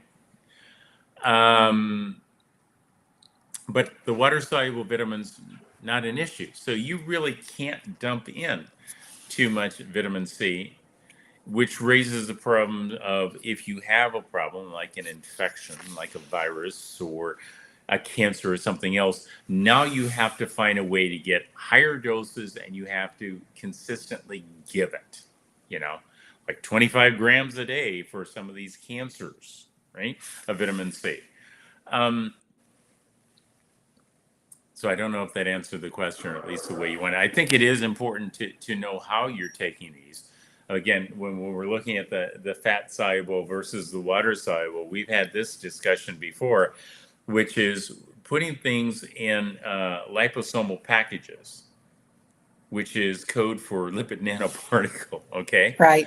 And putting something water soluble inside of a fat soluble container. The first thing your body either has to do is to break down that fat soluble to get to the water soluble vitamin, right? Right. Just like your cells have to take the lipid nanoparticles apart inside your cell for the genetic vaccines to be there, or have to take the membrane envelope of the virus apart for the SARS-CoV-2 virus to then replicate itself inside a cell. So how you get it there is also another factor. Right? Did I answer that? That would be, so like sodium ascorbate would be better Yeah, than so ascorbic acid based on maybe the pH level of the sodium ascorbate. The one that I'm referring to is by Pure C. So, right. So I would argue so one's an acid, right. ascorbic acid, right? Yep. And one's a salt, sodium ascorbate. There is a pH difference. And arguably because sodium ascorbate, because there is a sodium vitamin C transporter mechanism, and many of the transport mechanisms that we have across membranes are either sodium or potassium or calcium driven. You can see there's an argument for trying to have something that could utilize those receptors in the same way that the virus uses the ACE2 receptor, right? Okay. Okay. All right. You know what? Again, anybody looking to call in to ask Dr. Fleming, we have quite a few listeners today. The phone number is 385-899-2134. But Dr. Fleming, I would like to wrap this up. So let's talk about I want to talk about your upcoming talk you're going to be doing in Las Vegas. But can you tell us a little bit first about 10letters.org? Right. So 10letters.org is part of what we're going to talk about at this conference. This is the website that's been put together to allow people an easy method for getting actively involved, to try to hold the criminals who built the SARS-CoV-2 biological viral weapons criminally accountable for breaking the law. And I talk about the Biological Weapons Convention Treaty. I talk about 18 U.S.C. Section 175, which is a federal law, but it's also the earlier passed anti-terrorism law that was passed, which specifically addresses biological weapons. These people have violated all of these laws. And so 10letters.org is a way for you to just simply go in, www.10letters.org. And when you go there, it'll show you some information. You can go to the bottom and click build my letter. It'll give you a place to put your name and address. And if you don't want your address to be shown, or your name, there is a click hide that information. There's also a box that says both, which means you want to generate a cover letter for both your attorney general in your state and your governor, which is why it asks for your address, so that when you enter Utah, where you're at, it will generate a letter for the AG and the governor of Utah, as opposed to the one in Vermont, right? And then you will put that in, you'll continue to build the letter. just simply fill in the spaces, and when you download the letter, it will generate not only the cover letter with the indictment letter attached to it, but it will also give you labels on the first page, one for your governor and one for your attorney general. So you can take one and put it in one envelope and tape it, cut it out and tape it, or handwrite it, whatever you want to do for each one. And then there's also a place for you to click that says email friends. And if you click on that, it will open up your email, and it will have an already made out email for your friends that explains what you're doing, and you just type in their email addresses and then you send that off to them, and then they do the same thing over and over and over again. The idea is that there's enough, we hope still, if not, we've already lost, but there are enough attorney generals in the US that want to do something about it. The purpose of all the work I'm doing is to bring this forward. So 10letters.org, is for you to send in, get other people to send in, have them get other people to send in, do it again, and over and over and over again until, there's over 10,000 that have already been sent in. We need to inundate these people so that the good attorney generals say, you know what, to heck with this. I have enough evidence that the people in my state want something done about this. Okay, so for the 10,000 people that have already, 10,000 plus, that have already sent their letters into the governor and their AG. Do it again. Print them out, send them again, send them to 10 friends, send them to 10 new friends, 5 old friends, but get them out there again, which brings us to the Las Vegas, Nevada event that is going on. It's the CSPOA. It's being put on by Sheriff Mackey. And it is all of the constitutional sheriffs across the United States as well. That's where you're speaking.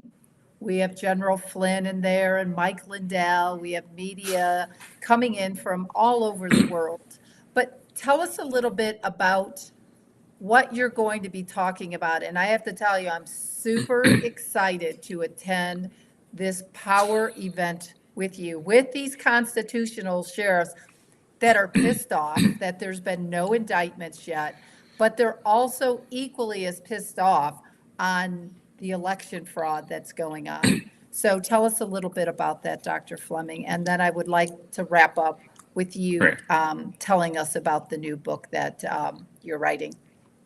So the presentation is essentially going to take some highlights out of the book and point out to everybody the uncomfortable truth of what's been happening in the United States since 1850. So the founding fathers came, settled the country, declared war, that's the Declaration of Independence, began their first offensive move on Christmas Eve, 1776. Prior to that, Washington was fighting a defensive war. You never win a war on defense. So he took it to the offense. One of my ancestors crossed the Delaware with Washington because Flemings don't know enough to stay home, and began the effort to stop the tyranny that they had been exposed to.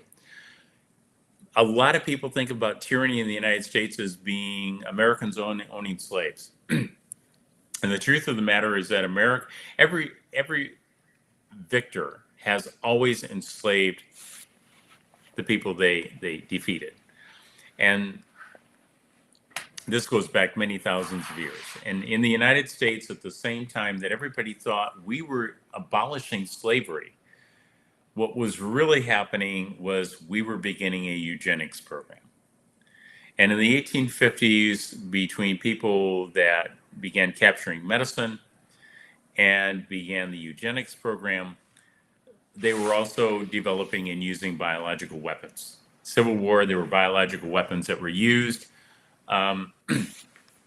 They've been used for thousands of years, but we were getting much better at it. And over the course between 1850 and now, you have seen a transition that has occurred in the United States and England and other countries where we have upped the ante. every step of the way. I mean, we have now gotten to a place where we not only realized there was a problem, but we have continued that work. And that work has been funded by U.S. taxpayers and other countries, taxpayers in other countries. And so we're going to lay out the history so that these constitutional sheriffs and police officers can see what has happened, the uncomfortable truth. I frequently tell people that the book and this presentation is going to probably make you feel somewhat uncomfortable, because it is always uncomfortable to look at something that happens. But I caution people to recognize that just because the country was captured by this approach, it doesn't mean the people were captured. And it's up to the people to decide what type of country we want to allow to exist.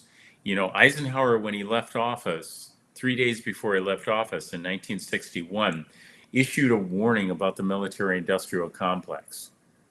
He was very much aware of it.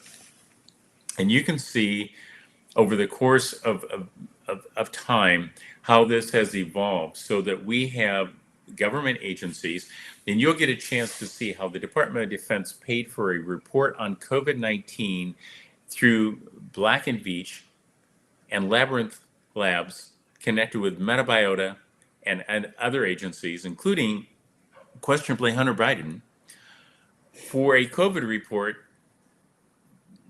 What, $419,511, I think it was, in November 2019. I started talking about that while we were writing this book and editing this book just a week ago. I discovered that the DoD has wiped that page, wiped that website. And in the place of it, they have not only just wiped it, which they could have said, oops, somebody just hit delete, right? Like, as if that would really work. But a lot of people would think maybe that works.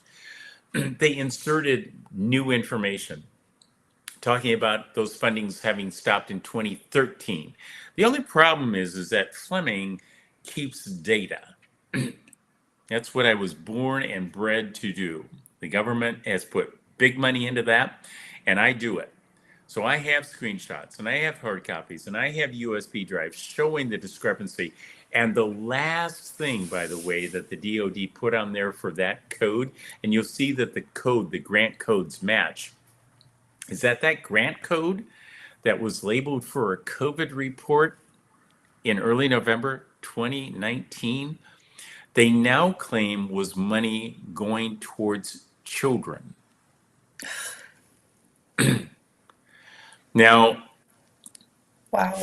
I'm not saying that children could not somehow be involved with it, because there's enough missing children in this country and around the world that I don't put anything past anybody anymore. But it's one thing to delete data. It's another one to intentionally put something else in.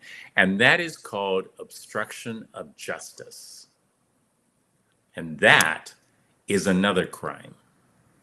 Well, that should, I'm sure the constitutional sheriff's coming to this event. It is also open to the public. It and is. It is April 17th. It's next Wednesday.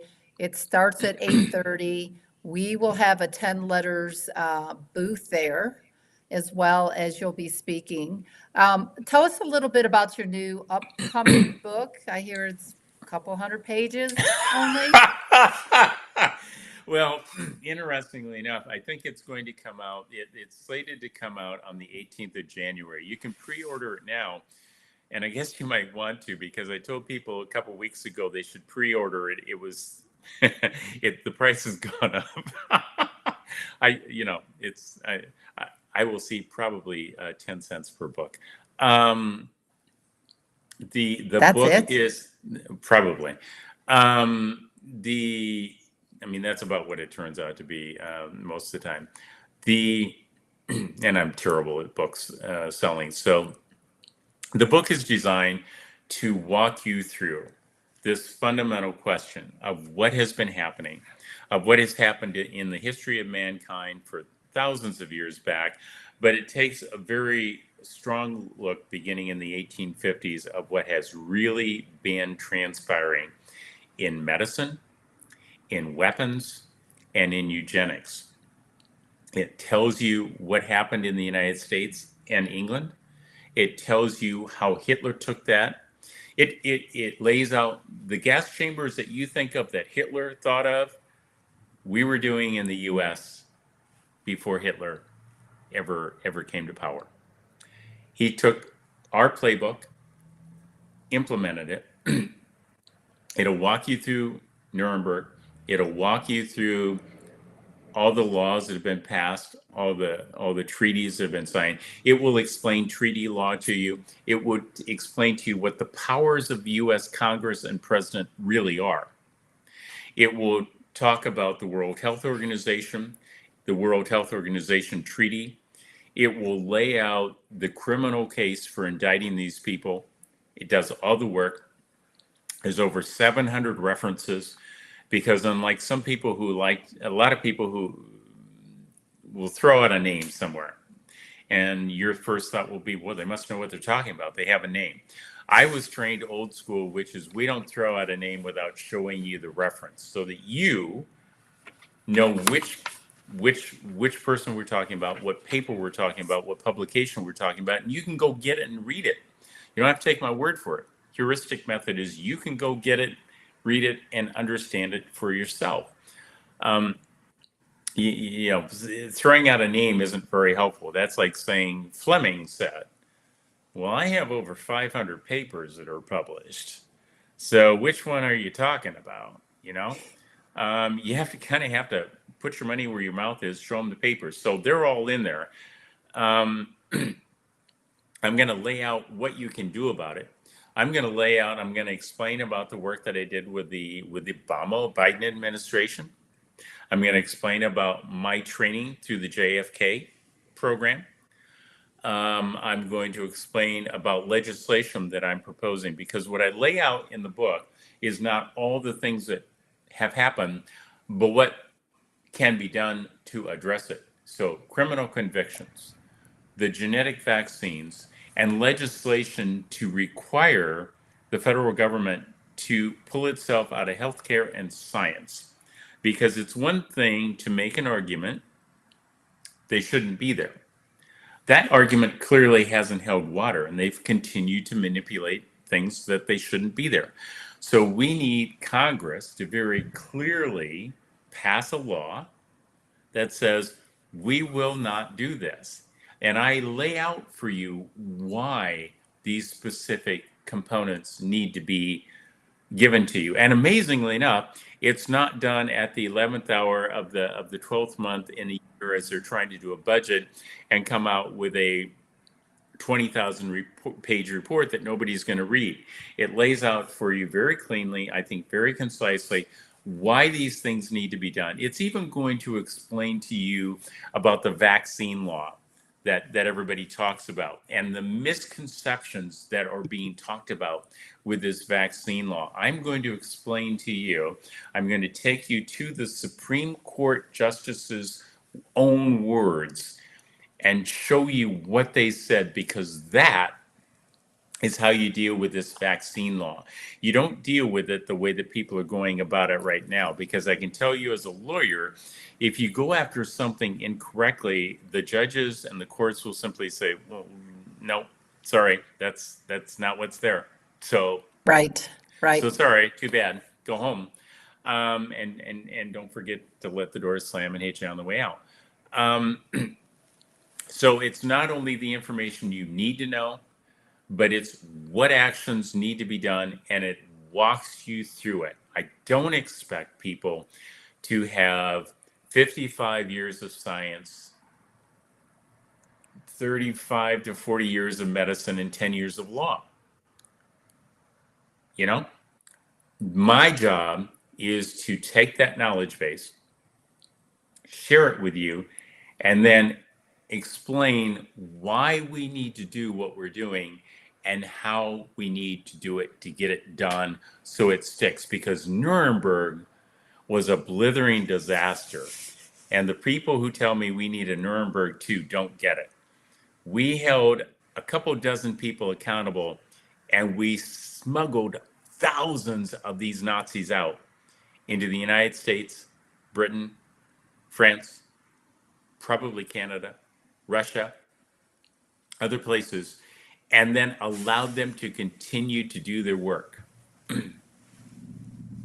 Well, I can't wait until that book is released. I'm going to read a couple sentences from your book, Stop Inflammation Now. So, in that book, you wrote, "We weren't working together, and no one wanted to credit their colleagues with anything. So, researchers working with cholesterol ignored the work on homocysteine, and the homocysteine people ignored the work on fibrinogen. The fight to determine who was right took precedence over finding the truth." We are still seeing, Dr. Fleming, this go on post-COVID, 4+ years. Dr. Fleming, you are one of the most brilliant doctors, PhDs, researchers that I have ever met in my lifetime. Why should these doctors be using your research? And what would you like to tell those doctors who aren't following you as we wrap up today's talk? Well, I think the reason for following it is because it's based upon science, it's based upon evidence. We're all supposed to be following the science. And despite the fact that some people like to refer to themselves as Mr. Science, I've not seen a lot of science come from Dr. Fauci. In fact, as I tell people, I would love to read papers that he actually published that were of value. The research that's been published, you know, it simply is addressing the science. And that's the best place to start. If somebody wants to add to the science, I encourage people to add to the science. That is how science is built, layer upon layer upon layer. And we have to use the information that is solid scientifically. And, science has been beaten up pretty badly because people haven't been doing the science, or they've been doing crummy science, or they've been doing whatever type of science you want to refer to the federal government is doing, which is a program that they wanted to simply lay it out the way they wanted. I mean, this is a lot of the criticism I see on Twitter are people that are simply, they know what direction they want it to go, and anybody who presents anything different than that has to be wrong. I'm reminded of Dr. Redfield's words when he was giving testimony after he had given up head of the CDC. And he said he'd always believed that this was a lab leak. And he might just be a virologist, which I thought was pretty cute. That sounded like a statement I would throw out there, which is, I'm just a virologist. I'm just a physicist, whatever. But then he got attacked by a lot of people. And he said he never expected that from science. Scientists can disagree. and we're well known for it, at least in our own particular fields. But the test of science is, will you look at what somebody else has published and then prove whether it's valid or not? And what we did in our research was to measure it quantitatively. So it wasn't I think I see somebody getting better. We knew they were getting better, and we knew why they were getting better. And I don't sell these treatments. In fact, I've posted the stuff. I'm not going to make a penny off any of it. Even Dragon Glass, which I've allowed you to post, I don't want a penny from anybody. Right? You can buy it wherever you want to. You can buy it at the most expensive place online or the cheapest place. I mean, I remember when I was taking care of patients when I was a cardiology fellow and I was at a hospital, and I listened to the nurse check out the patient. And the nurse looked at the patient with the prescriptions that I'd given, and he said, now, you can either go down here so many blocks to this pharmacy and fill this. And then he said, but if money is no matter to you, care how much you're spending, well, you just right over across the street and fill it.